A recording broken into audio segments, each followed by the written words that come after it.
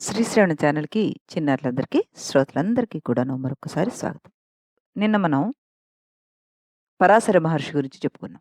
అంటే మనం వశిష్ఠుడి తర్వాత శక్తి మహర్షి, శక్తి తర్వాత పరాశరుడు, పరాశరుడు తర్వాత వ్యాసుడు, వ్యాసుడి తర్వాత సుఖ మహర్షి గురించి చెప్పుకోవాలి. కానీ మనం వ్యాస మహర్షి గురించి ఆల్రెడీ మనం ఒక 40 ఎపిసోడ్‌ల పాటు చెప్పుకున్నాం. ఇప్పుడు మనం శుకుడు గురించి చెప్పుకుందాం.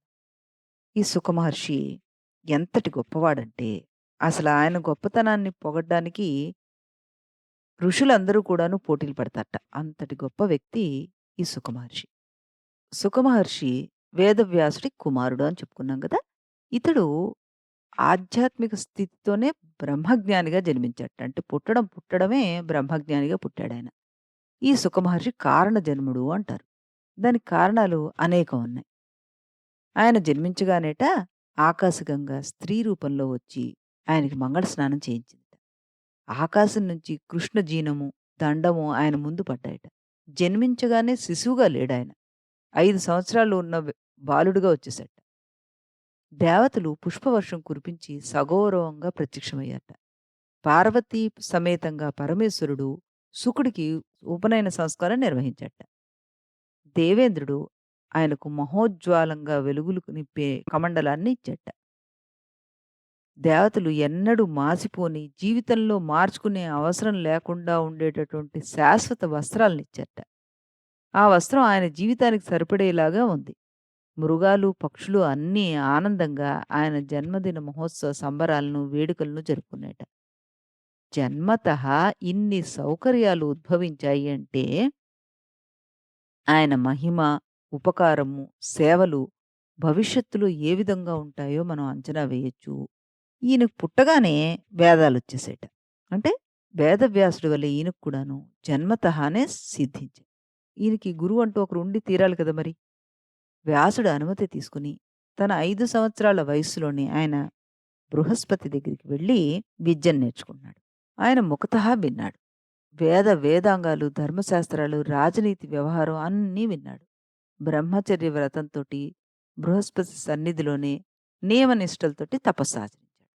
సకల విద్యాభ్యాసాలు పూర్తి చేసిన తర్వాత బృహస్పతి అన్నట్ట, "నాయనా నువ్వు అన్నీ తెలుసుకున్నావు. నీ తండ్రి దగ్గరికి వెళ్ళు" అంటూ అనుమతిచ్చాడు. ఆయన ఆజ్ఞ ప్రకారమే శుకుడు వ్యాసుడి దగ్గరికి వెళ్ళాడు. తండ్రికి నమస్కరించాడు. అప్పటికి ఆయనకి ఎన్ని సంవత్సరాలో తెలుసా? కేవలం 7. కొంతకాలం తర్వాత శుకుడు తన తండ్రిని మోక్ష మార్గం అంటే ఏమిటి? అదెలా ఉంటుంది? ఈ జీవులకు దాన్ని ఉపదేశించాలంటే ఎలాగా? అంటూ అడిగాట. అప్పుడు ఆయనేం చెప్పారు? "నువ్వు జనక మహారాజు గారి దగ్గరికి వెళ్ళు. కానీ నడిచి మాత్రమే వెళ్ళాలి" అంటూ చెప్పాట. తండ్రి చెప్పిన ప్రకారమే శ్రీశుకుడు మిథిలా నగరానికి వెళ్ళాడు. ద్వారపాలకులు శుకుడిని పంపకుండా అడ్డుకున్నారు. చిన్న పిల్లలకు లోపల ప్రవేశం లేదు. రాజుతోటి నీకేమిటి పని అని అడిగారు. ఏదో పండితులు, బ్రాహ్మణులు వచ్చారంటే లోపలికి పంపిస్తాం కానీ, మీలాంటి పిల్లల్ని లోపలికి పంపించము అని అన్నట్ట. శుకుడు ఏమీ సమాధానం ఇవ్వకుండా ప్రశాంతంగా అక్కడే కూర్చునున్నట్ట. వాళ్ళతోటి ఏమీ వాదించలేదు. ఈ విషయం జనకుడికి తెలిసింది. వ్యాస మహర్షి కుమారుడు శుకుడు వచ్చి ద్వారం వద్ద ఎదురు చూస్తున్నాడని తెలిసింది. వెంటనే తానే స్వయంగా అర్ఘ్యపాద్యాలిచ్చి ఆయన్ని సగౌరవంగా లోపలికి తీసుకెళ్ళాడు. కాంచన సింహాసనం మీద కూర్చోబెట్టాడు. అక్షతలు, పువ్వులతోటి పూజించాడు. అది ముగిసిన తర్వాత మరుసటి రోజు ఊరి ప్రజల సమేతంగా శుకుడిని దర్శించి ఆయన్ని స్తుతించి వచ్చిన పని గురించి అడిగాడు జనక మహారాజు. రాజుతోటి శుకుడు అన్నాడు, "మా తండ్రి గారు చెప్పిన విధంగా మోక్ష మార్గాన్ని తెలుసుకుందామని మీ దగ్గరికి వచ్చాను. బ్రాహ్మణుడి కర్తవ్యం ఏమిటి? ఆయన మోక్షం ఎట్లా పొందుతాడు?" అని అడిగట జనకుడిని. జనకుడు ఆయనతోటి, "బ్రాహ్మణుడు ఉపనీతుడై బ్రహ్మచర్యము, వేదాభ్యాసము నడిపి, వివాహం చేసుకొని, సంతానం పొంది, దేవపితృ విధులను ఆచరించి, వానప్రస్థాశ్రమానికి వెళ్ళి హుతవహ ప్రయత్నంగా వ్రతపాలన చేసి, ఆ తర్వాత సన్యాసాన్ని స్వీకారం చేసి, బ్రహ్మాశ్రమం పొంది, తరువాత జీవన్ముక్తి కొరకు తపస్సు చేయాలి" అంటూ హితవు పలికాట. తర్వాత జ్ఞాని అంటే ఎవరు? అన్న ప్రశ్న వేశాట శుకుడు. అయితే అప్పుడు దానికి జనక మహారాజు గారు ఇలా సమాధానం చెప్పారు. ఏమని? "అందరి యందు సమానమైన భావం కలిగిన ముని ఇతరుల వల్ల తన వల్ల ఇతరులకు భయం లేనివాడు. అంటే ఈ ప్రపంచంలో నాకు ఆశ కలుగుతుందేమో అని గాని, అప్సరసలు, దేవతల వల్ల గాని జ్ఞానికి భయం ఉండదనమాట. ప్రపంచంలో ధనం, కనకము, వస్తువు, వాహనాలు, ఆస్తులు ఇంకా ఏమేమో ఉంటాయి. అవన్నీ బాధలకు, ఆపదలకు హేతువులు. వాటి వలన తనకు ఆపదలు లేవు. ఇవి మనసులోకి ప్రవేశించి కోరికలకు కారణమవుతున్నాయి. ఇవి లోకులను భ్రష్టులను చేయగలుగుతున్నాయి. కానీ ఇతరుల వస్తువులను, ఆస్తులను మనసు ఆశించదు. ఈ ప్రకారంగా నిస్పృహుడై ఉండడం చేత జీవన్ముక్తుడై ప్రకాశిస్తాడు. అనామక వృత్తి, కోరిక లేకుండా ఉండడం, తపోరీతి తపస్సులో లీనమవడం ఈ 2 అతడు ఎల్లప్పుడూ ఆచరించేవి. అతడి యథార్థ స్థితి అంతే. అతడు బ్రహ్మజ్ఞాని అనమాట. బ్రహ్మ దృష్టి కలవాడు. మట్టి అయినా, బంగారమైనా అతడికి సమానమైనదే. నింద, కీర్తి ఆ రెండిటిని అతడు సమదృష్టితోటే చూస్తాడు. ఇటువంటి వారిని సమదర్శి అనవచ్చు. అతడు ఇంద్రియ నిగ్రహ స్థితి కలిగి ఉంటాడు. ఆ దశలో అతడికి శివజ్ఞానము, శివదర్శనం కలుగుతాయి.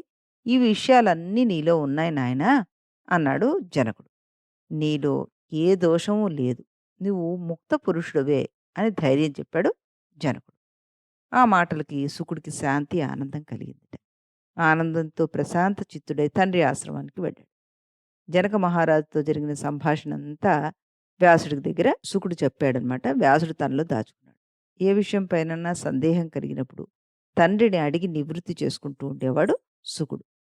శుకుడు సమస్త శాస్త్ర విజ్ఞానాన్ని తండ్రి వ్యాసుడి ద్వారా తెలుసుకున్నాడు. విజ్ఞానం అంతా తెలుసుకోవాలని లేదు. జీవన్ముక్తుడికి ఇవన్నీ తెలియాలి అని కూడా లేదు.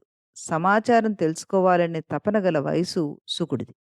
ప్రపంచ విషయం తెలుసుకోవాలి కాబట్టి ఆయన అడిగాడు. వ్యాసుడు చెప్పాడు. యోగ, సాంఖ్య, ప్రజ్ఞా విశేషాల్లో దేనివల్ల పరబ్రహ్మని పొందవచ్చు అంటూ అడిగాడు శుకుడు.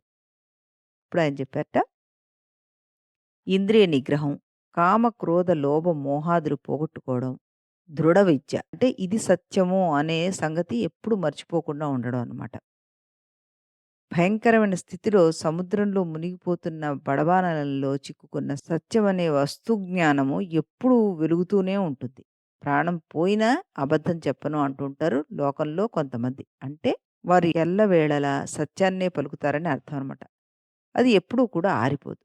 దృఢ విద్య దానికి పేరు. ఈ విధంగా నడుచుకునేవాడు ఏ మార్గంలో ఉన్నా బ్రహ్మపద ప్రాప్తి కలుగుతుంది అంటూ చెప్పాడు. తర్వాత బ్రహ్మచర్యము, బ్రహ్మ విద్య వ్యాప్తి ఇవన్నీ కూడా నాకు తెలుసుకోవాల్సిన అవసరం ఉంది అని చెప్పగా, దాని యొక్క ఆంతరంగ ప్రాశస్త్యాన్ని అతనికి వివరించి చెప్పాడు. ఇంద్రియ నిగ్రహమే ఉత్తమోత్తమమైన ధర్మము. ఆ ధర్మం కూడా అంతర్యామిని ప్రవేశించాల్సిందే అని యోగ విషయాన్ని శుకుడికి బోధించాడు. శుకుడప్పుడు యోగీశ్వరుడయ్యాడు. వ్యాసుడు గోవు యొక్క మహత్తును కూడా ఆయనకి తెలియజేశాడు. ఈ ప్రకారంగా శుకుడు సమస్త సందేహాలను నివృత్తి చేసుకొని విజ్ఞానాన్ని సంపాదించుకున్న వాడై పరబ్రహ్మ అనుసంధానంతోటి అవధూతమూర్తిగా నిలిచి బ్రహ్మర్షులు కూడా గౌరవించే స్థానాన్ని పొందాడు. తండ్రి ఆజ్ఞ తీసుకొని భూప్రదక్షిణ చేసొస్తానని బయలుదేరాడు. ఎక్కడా కూడా స్థిరంగా ఉండకూడదనే నియమంతో బయలుదేరాడు. ఆవు పాలు పితకడానికి ఎంత సమయం పడుతుందో అంత సమయమే ఒక ప్రదేశంలో ఉండేవాడు. ఆ తర్వాత పరీక్షిత్ మహారాజుకి 7 రోజుల్లో మరణం సంభవిస్తుందని బ్రాహ్మణ శాపం తగిలింది. అతడు మరణానికి దగ్గరలో ఉన్నాడు. 7 రోజుల్లో ఏ విధంగా ముక్తి సంపాదించాలని మదనపడుతున్నాడు. ఆ సమయంలో అనేక మునులు, యోగులు, పండితులు వచ్చి అనేక విషయాలు బోధిస్తున్నారు.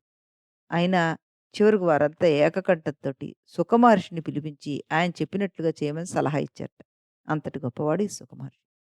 స్మరణ మాత్రం చేతనే శుకుడు ప్రత్యక్షమైపోయాడు. పరీక్షిత్తు ఆయనతో జరిగిన వృత్తాంతం అంతా వివరించి చెప్పాడు. మహాత్మా, నాకు ఇవ్వబడిన శాపాన్ని మళ్లించుకుని జీవిద్దామనే ఆశ నాకు లేదు. నా ఆయుష్ ఇంకా 7 రోజులు మాత్రమే. నేను ముక్తిని కోరుకుంటున్నాను. అందుకని ముక్తి మార్గం చెప్పాల్సింది అంటూ అడిగాడు. సుఖమహర్షి అందుకు బదులుగా ఆయనతోటి, రాజా, నీకు ముక్తి మార్గం ఒక్కటే శరణ్యం. హరిభక్తిని గురించి నీకు ఉపదేశిస్తాను. నువ్వు ఇందులో సాంఖ్య యోగం వల్ల అంటే జ్ఞానం వల్ల జ్ఞానం అనే యోగంతోటి ముక్తి పొందగలవు అంటూ చెప్పాడనమాట. ద్వాపర యుగం చివర్లో నా తండ్రి కృష్ణద్వైపాయనుడు భాగవతాన్ని రచించాడు. అందులో హరిచరిత్ర అంతా ఒకచోట రాసిపెట్టాడు. కాబట్టి ఆ వృత్తాంతాన్నంతా నీకు వినిపిస్తాను. విష్ణు సేవా బుద్ధితోటి మోక్షం కోరుకునేవారు ఎవరైతే భాగవత కథలు వింటారో వారికి ముక్తి లభిస్తుంది అన్నాడు. ఆ సందర్భంలో పూర్వం కట్వాంగుడు అనే రాజు ఏ విధంగా విముక్తి పొందాడు అన్న కథని వివరించి చెప్పాడనమాట. మరి ఆ కథేంటో మనం రేపటి ఎపిసోడ్‌లో తెలుసుకుందాం. అంతవరకు సెలవు.